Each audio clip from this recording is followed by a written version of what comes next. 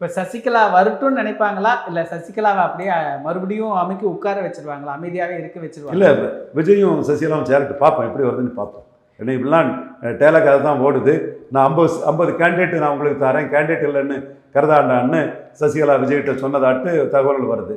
தப்பு இல்லை, நம்ம எதிரினாலும் அவங்க மெரிட்டாக சொல்லுவோம்.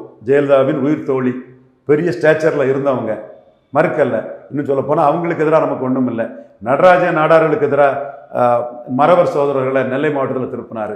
நாடார்களுக்கு தாது மணல் தொழிலுக்கு எதிராக அதிமுக கட்சியை திருப்பினார். ஏன் பாலப்பிரஜாதி அடிகளாரின் ஒரு நாடாரையே திருப்பினார்.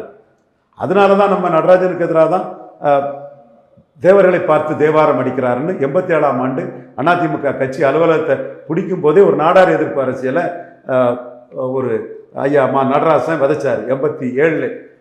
அது எவ்வளோ தப்பு. தேவாரம் எவ்வளோக்குள்ள நேர்மையான அதிகாரி, அவர் கூட எத்தனை நேர்மையான முக்குலத்தூர் அதிகாரிகள் இருந்தாங்க. இன்னும் அவரோட அந்த திறமையை பாராட்டு சொல்லக்கூடியவங்க எவ்வளோ இருந்தாங்க. அப்படி செய்யக்கூடியவரே கிடையாது.